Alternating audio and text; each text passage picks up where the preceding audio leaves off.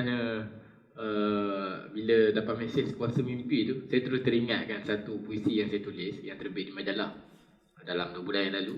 Tajuk dia Dari Mimpi ke Diksi. Dari Mimpi ke Diksi. Maksudnya dari mimpi ia berubah menjadi perkataan. Diksi ni maksudnya perkataan yang indah-indah. So contoh kalau kita ambil dari kota ke kata, daripada kota ke kata, daripada kita menjelajah ke sebuah kota, ia akan bertukar menjadi satu kata-kata. So itulah mimpi, mungkin kita boleh katakan daripada mimpi ke diksi.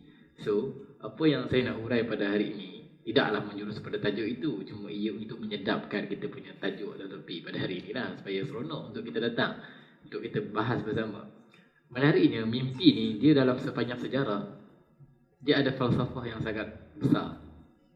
Falsafah mimpi dia kalau kita tengok daripada panjang sejarah sampai ke sekarang 2014 dan juga sepanjang sejarah permulaan manusia, kita akan melihat bahawa mimpi adalah sebab untuk manusia survive sampai sini.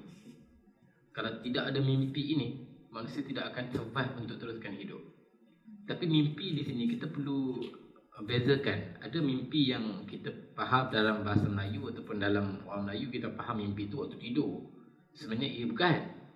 Tidur itu kita boleh katakan satu igawan. Yang kedua, mimpi ini ia lebih bersifat perkara yang kita tidak terjemahkan secara realisasi lagi. Contoh, mimpi kita ialah nak naik F1, kereta F1 kan. Itu tidak jadi realiti lagi, ia hanya berada dalam dunia imajinasi kita. So mimpi di sini adalah dunia imajinasi kita. So saya akan berkongsi ataupun saya akan dalam 20 minit ini bagaimana manusia-manusia yang sudah berjaya selama ini mereka menggunakan dunia imajinasi ini untuk mencipta kejayaan. Kita ambil beberapa tokoh yang saya akan petik. Antara ini ialah saya akan melihat daripada segi Uthmaniyah. Kita melihat seorang tokoh yang sangat dikenali, Al-Fatih. Tapi saya ada banyak perkongsian yang melebihi yang agak berbeza pandangannya ataupun yang agak lain yang orang tak cerita tentang Al-Fatih ini. Dan kita melihat Nabi sendiri, kemudian kita melihat seorang tokoh bernama Hegel, kemudian kita melihat seorang tokoh bernama Disocet. Dalam ni semua barat, kita melihat cerita-cerita yang lain lagi depan ni. Mula dengan Nabi Adam sendiri pun. Bagaimana dia diutuskan untuk mulakan kehidupan di muka bumi. So, kesemua-semua tokoh ini, mereka ada tujuan yang penting dalam hidup mereka. Dan mereka menggunakan kuasa imajinasi untuk mencipta dan untuk meneruskan kehidupan mereka. Sebab bila kita ada imajinasi untuk mencantikkan, untuk memberjayakan ataupun memberikan kejayaan penuh kepada generasi yang akan datang, meskipun kita sudah mati, kita tetap hidup. Kerana orang yang ada imajinasi yang kuat, yang ada impian yang kuat, mereka tetap mati. Mereka mahu hidup dalam jiwa orang lain walaupun jasad mereka telah mati. Al-Fatih semasa dia kecil-kecil, ayah dia waktu umur 1 tahun ni, waktu dah lahir apa semua, dekat tempat dia tu, dekat bumbung ayah dia letak peta Konstantinopel. Waktu awal lagi ayah dia create mimpi bagi Al-Fatih. Jadi bayangkanlah setiap kali dodoyan dia, buayan dia nampak peta Konstantinopel. Bukan ni peta yang lengkap dengan sistem militeri dia. Berapa tembok, ketinggian tembok setiap kubu-kubu ni, berapa luas laut-laut tepi ni, berapa perjalanan daripada Edirne tempat mereka, tempat pemerintahan, tempat istana Uthmaniyah, ke Konstantinopel, ke Istanbul. Sangat perfect. Jadi waktu 1 tahun lahir saja sudah nampak peta walaupun dia tak faham. Tapi peta tu akan mekap dalam kepala dia. So itulah yang akan menjadikan Al-Fatih sebagai seorang yang mampu menawar Konstantinopel dalam kerangka yang di luar dugaan. So di sini kita melihat bahawa kuasa imajinasi telah mencipta satu tindakan yang percaya kepada Tuhan. Nabi Muhammad, ketika Allah mendatangkan, kita melihat banyak-banyak siri saya akan petik. Kalau kita tengok Isra' dan Mi'raj, Nabi Muhammad diberikan satu anugerah, dihiburkan oleh Allah apabila 2 orang yang dia sayang meninggal.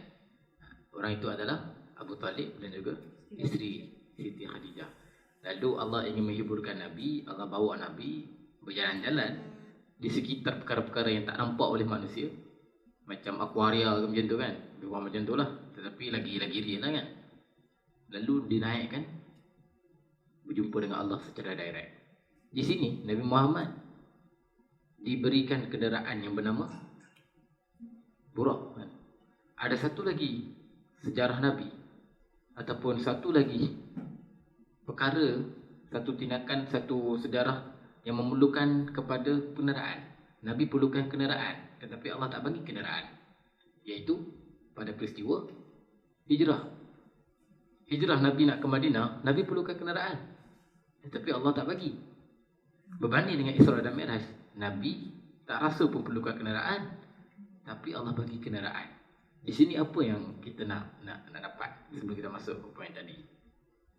Kita tengok, bukan Allah tak boleh, Allah boleh. Tetapi kenapa? Kerana Nabi ingin mengajarkan kepada umatnya, you must go out, travel, and feel the obstacles, kesusahan tu kena rasa. Kamu mesti keluar dengan penuh kesusahan. Just make it work. Jalan keluar, penuh kesusahan, jalan, ambil jalan-jalan, kena survive, kena bina kehidupan tu macam tu.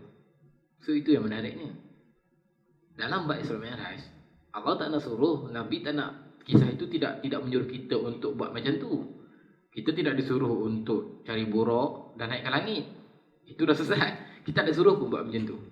Cuma waktu Isra dan Mi'raj, kita disuruh untuk meneliti apa yang Nabi dapat.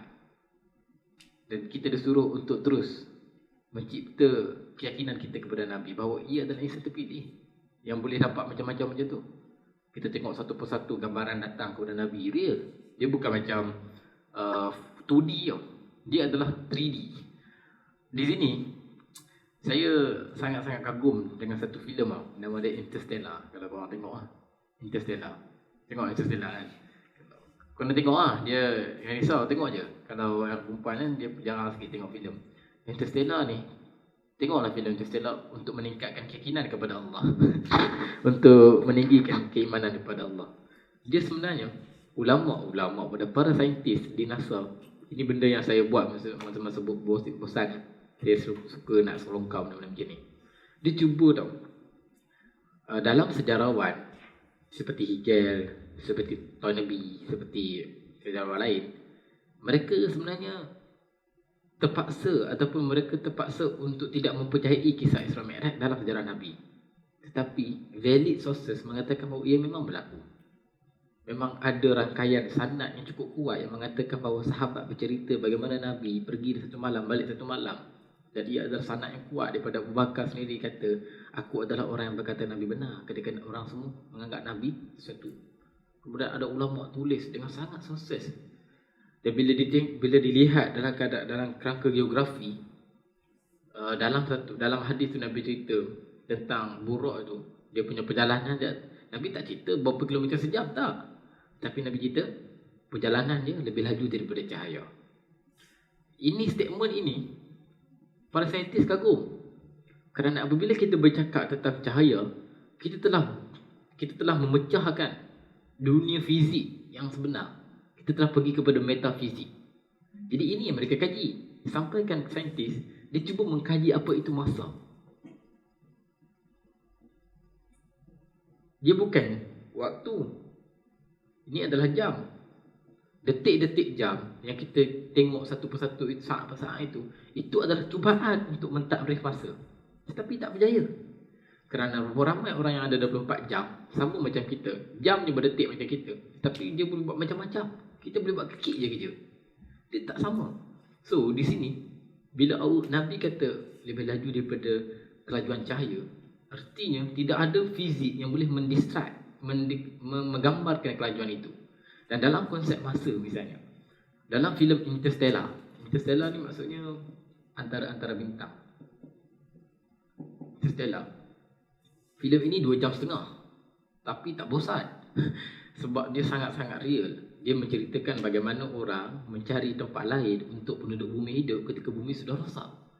So mereka menjelajah ke satu, tak main lah planet-planet satu galaksi ni, tak main lah pergi Pluto, mari tak main. Mereka pergi ke galaksi lain. Ambil kau. So, kan kita faham kan galaksi-galaksi ni, kita faham kita ada satu galaksi, kemudian dia ada banyak galaksi. So, bila dikaji, filem ini dibuat selama 3 tahun. Mereka hanya ambil masa 1 tahun tu untuk berjumpa dengan ahli fizik semata-mata seluruh dunia untuk cipta filem ni. Sebab tu filem ni sangat real, sangat betul dia punya konsep-konsep dia. Rupa-rupanya yang membezakan antara fizik ini, yang menjadi perantaran antara galaksi ini dengan galaksi ini adalah black hole, lubang hitam. So kita nak pergi ke satu galaksi lain untuk mencari satu tempat yang mungkin boleh diduduki oleh penduduk bumi adalah dengan melalui black hole. So dia menarik. Kalau kita katakan kita nak pergi ke mari, kita memerlukan berapa masa? Kata sampai 2 tahun kalau kita naik, sebab dia jauh sangat. Tetapi dalam filem ini, ia cuba menggambarkan kepada kita bahawa jauhnya dengan kita dan dia tu bukan ruang, bukan pada sini kita nak ke sana, tetapi jauhnya adalah kerana masa. Sebab ketika dia pergi ke satu galaksi lain, dia pergi ke satu planet itu, sejam di planet itu sama dengan 7 jam, 7 tahun di bumi. Ia satu perkara yang saya pun semak, peliknya benda ni. Bila kita kaji balik, Google banyak-banyak kan, memang ada time delay. Memang berlaku secara benar pun dalam fizik, time delay. Malam di Zuhal tak sama dengan malam kita. Zuhal ada beberapa bintang, putaran dia lagi cepat. So di sini masa ialah perkara, dia cuba nak katakan masa tu adalah makhluk. Masa tu makhluk Tuhan. Tapi dalam Quran dah beritahu awal lagi, masa adalah makhluk Tuhan. Sebab tu Allah bersumpah dengan masa. Sebab ia semua menakjubkan. Bayangkan 1 jam di sana, 7 tahun di sini. 3 jam mereka duduk sana. Dia balik-balik dekat dia punya kapal dia, dekat endurance dia. Dia duduk 3 jam je kat planet tu. Dia tengok-tengok dah 21 tahun dah dekat bumi. Dah macam-macam mesej daripada anak-anak dah sampai dah besar apa semua dah. Dia balik bumi, at the end anak dia dah tua dah.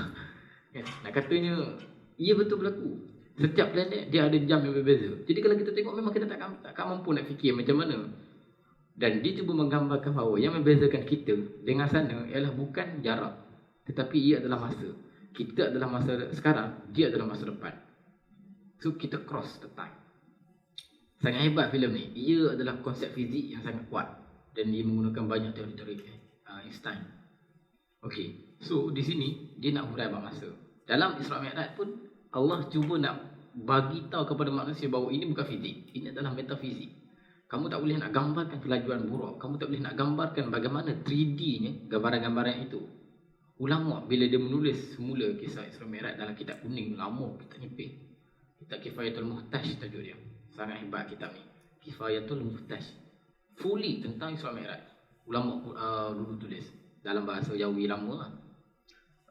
Saya baca, ya Allah, dia punya detail dia sampaikan, dia cerita waktu Nabi nak naik ke langit pertama, macam mana Nabi naik langit tu. Dia bukan tangga macam kita naik yang tadi tu. Dia tangga je, adalah satu tangga tu datang, Nabi duduk atas tu, dan Nabi naik satu persatu. Inilah untuk guru bercerita macam ni. Saya terkejut cara dia buat. Sangat-sangat real. Sangat-sangat real. Satu naik ke atas, dan dia sangat cepat. So ia adalah metafizik. Tetapi manusia bila dia hurai benda ni, dia cuba cipta imajinasi saja. Dia macam mana ya? Okay, cuba kita buat imajinasi macam tu. It's just imagination. Okay, bayangkan duduk atas ni. Adakah ia tepat seperti apa yang Nabi lalui? Confirm tak. Sebab waktu Nabi balik daripada berjumpa dengan Tuhan, Allah sahabat tanya macam mana rupa Tuhan. Nabi kata, aku tak tahu nak cakap macam mana, sebab tak ada benda yang boleh aku gambarkan. See? Ia telah melebihi ataupun berada dalam lingkaran luar otak logik kita. Maksudnya ada kuasa divine lain yang membuatkan kita tak boleh nak fikir. Kita rupanya ada limitasi dalam berfikir. Dalam kekuatan kita macam-macam kita cipta tu, rupanya kita masih ada limitasi. Masih ada ruang lain yang kita tak boleh nak fikir. So sebab tu bila mereka menciptakan imajinasi naik ke langit bumi itu, kita hanyalah boleh mengatakan bahawa ia adalah imajinasi. Kita tak boleh nak kata macam ni lah kot kan. Tak ada. Kita cuba untuk menggambarkan realiti, tapi ia tidak akan jadi. Sebab ia adalah satu benda yang ditunggu masa akhirat nanti kan. So itu Kat mana masa? Okay. Di dalam itu, pertama, Nabi melihat pelbagai perkara. Antaranya, Nabi melihat umat-umatnya yang ada dalam syurga. Allah memberikan tampalan kepada mimpi Nabi. Allah membuatkan mimpi Nabi ada imajinasi bagaimana keadaan manusia dalam syurga. Persoalan saya, itu orang betul ke? Kalau orang betul, maksudnya mereka siapa takkan dah berlaku kiamat? Katanya kita adalah manusia pertama. Itu persoalan keras kat sini. Contoh. Kemudian lepas syurga Nabi dihidangkan dengan cita-cita di neraka, orang terbakar dan sebagainya. Sekali lagi Allah memberikan imajinasi kepada Nabi. Dan Nabi melihat benda itu dalam perjalanan dia. Wow, kenapa Allah memberikan dua perkara ini berbanding benda lain? Benda lain ni banyaklah, kena seksa itu ni banyak. Tapi saya ambil dua. Dan kenapa dalam perjalanan ini Nabi sangat diberikan imajinasi, Nabi diberikan satu khayalan, Nabi diberikan gambaran-gambaran yang sangat jelas. Untuk apa? Nabi balik, Nabi letih. Dan Nabi menangis esok tu. Sebab Nabi dah tahu bagaimana keadaan umatku nanti di akhirat. So lepas pada tu, sahabat ni dia cerita ni, Nabi yang kami dah sangka dia tu rajin, dia tu dengan usahanya, dengan kegigihannya, lagi gigih daripada itu. Lagi survive untuk dia terus berdakwah, untuk dia buat macam-macam. Hanya kerana semalam itu. Jadi sahabat pernah bertanya kepada Nabi, apa yang bagilah kami juga semangat itu. Macam tu. Nabi kata, hanya aku saja yang tahu bagaimana aku dengan Tuhanku, keadaan itu. So, bagaimana kuasa imajinasi itu mampu mengubah Nabi yang dah rajin dah gigih dah. Sahabat memang tak nafikan mana tu. Seorang yang gigih, produktif, lagi produktif daripada itu. Wow. Produktif lepas itu kerana apa? Dan bila imajinasi itu datang, di akhir imajinasi itu Allah bagi satu tugasan ataupun satu amalan kepada kita, itu solat itu sendiri kan. Dan ia sangat hebat, diberikan dengan sangat berprestis begitu. Dan ia adalah amalan untuk semua orang. Untuk keep produktif ni, untuk simpan produktif ni. Jadi kita sembang bab ni. Tetapi imajinasi yang datang waktu Isra dan Mi'raj itu. Kemudian ketika nak buka Konstantinopel itu pun Nabi sudah bersabda kan, la tustahannal Konstantinia, dan akan dibuka Konstantinopel itu. Rajanya sebagai raja, dia punya tenteranya sebagai tentera. Dan itu pun satu perkara yang boleh kita bincangkan. Okey, sampai dekat situ. Hegel antara salah seorang tokoh yang mencipta satu teori dinamakan sebagai teori hero leadership. Bagi Hegel, orang-orang yang hidup dalam sejarah, mereka ada kuasa, mereka ada perasaan untuk menjadi hero kepada masyarakat. That's why mereka akan cuba buat macam-macam. Itu bagi Hegel lah. Dia bermimpi, Hegel ni dikatakan dalam biografinya, dia bermimpi dalam tidurnya bahawa dia bangun menjadi, dalam bahasa Perancis ia dikatakan sebagai apa benda, tapi saya rasa dalam bahasa Inggeris kerusi. Hegel dia bangun, dia jadi kerusi dan dia melihat orang-orang semua berubah. Itu Hegel. Tapi semua sebelum ni mimpi ini tidak dikatakan sebagai perkara yang boleh dibincangkan pun. Mimpi ini adalah perkara yang tidak dibahaskan macam sekarang. Dia bukan macam tu. Tapi yang memulakan imajinasi ini adalah de Saussure. Ferdinand de Saussure. Dia mencipta satu perbahasan ilmiah tentang imagination. So, de Saussure ini adalah pemula zaman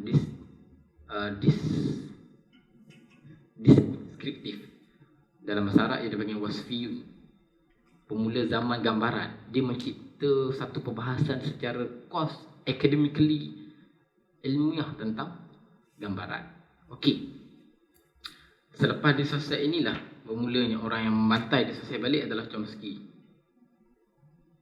Chomsky ni dia bantai balik de Saussure, dia kata mimpi tidak boleh dibahas begitu sahaja. Macam tu lebih kurang ayat dia. We cannot say that everything is a picture. Dia tak boleh kata macam tu. Kita kena ada tahwil, kita kena ada kajian. So bermulalah transformational. Ni zaman transformational. Selepas di situ zaman transformational. Sekarang ni kata orang melawan semua benda. Rock, kritik, sebagainya. Ini very very academic lah. Okay, kat mana saya nak sentuh lagi? Okay, kita ada lagi beberapa minit. Uh, so manusia bila dia ada mimpi, dia ada kekuatan, imajinasi akan melahirkan kekuatan diri.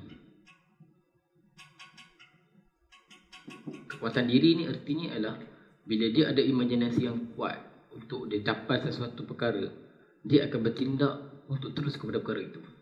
Dan dia akan ada kekuatan secara langsung untuk terus mencapai apa yang dia inginkan. Ramai orang sekarang, dia tidak ada banyak masa untuk bermimpi. Dia tak banyak masa untuk mencipta imajinasi dia. Kalau saya tanyakan kepada orang-orang, setiap kali di mana-mana pun, saya tanya, contoh, ada tak kita pernah merancang 10 tahun kita punya kehidupan? Kita jarang. Tak ada orang yang boleh rancang. Bukan tak boleh, boleh je, cuma dia tak rancang. Artinya dia tidak ada, dia imajinasi dia tu tak kuat. Dia tak ada kegambaran untuk dia jadi apa.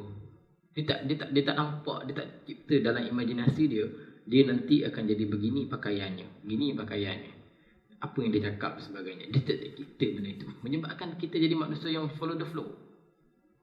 Orang yang follow the flow inilah yang sebenarnya meramaikan manusia di muka bumi ini. Dan mereka adalah orang-orang yang sangat memerlukan rawatan segera.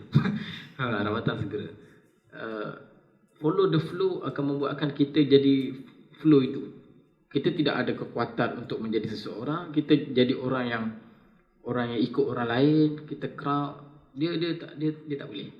So imajinasi ni sayangnya tidak ada dekat kita punya komuniti. Kita bahkan kalau kita cakap pasal mimpi ini, orang lecehkan je. Orang melecehkan lagi. Orang mencemuhkan lagi.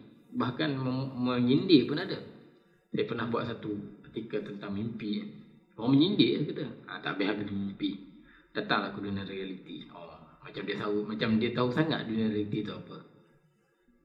Mimpi ini permulaan kepada sebuah kehidupan. Saya kata dekat dia, kau takkan boleh jadi macam ni kalau kau tak ada mimpi. Dulu masa budak-budak, kita bermimpi banyak-banyak. Semua benda kita rasa macam itu adalah realiti. Pinggan kita rasa itu steering yang sebenar. Waktu kecil-kecil tu, apa lagi? Senapang yang kayu tu, kita rasa itu adalah senapang yang benar.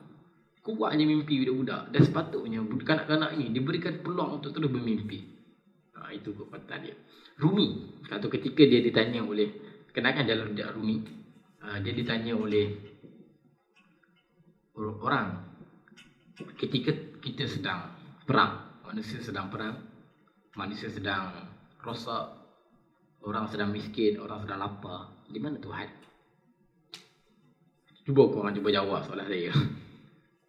Soalan dia, ketika manusia sedang perang, manusia sedang lapar, sedang miskin, sedang susah dalam hidup dia, sedang sakit, di mana Tuhan? Rumi jawapan dia very unpredictable. Cuba kita jawab soalan-soalan ni. Susah nak jawab. Orang bertanya tentang sesuatu yang berlaku depan mata. Manusia berperang, menyakiti satu sama lain. Manusia sakit, miskin, anak-anak terbiar. Di mana Tuhan? Tahu apa jawapan Rumi? Simpan jawapan ni. Rumi kata apa tau? Tuhan ada menciptakan kau. Jawapan Rumi. Oh, jawapan Rumi sangat-sangat. Oh, sedap sangat. Tuhan ada, dia ciptakan kau. Habis, kawan tu terkejut. Artinya banyak benda tu kat situ. Jawapan tu dah merungkap falsafah yang banyak gila. Cerita dalam tu dia punya cerita-cerita apa poin-poin dia tu, banyaklah tu dia hurai dalam tu.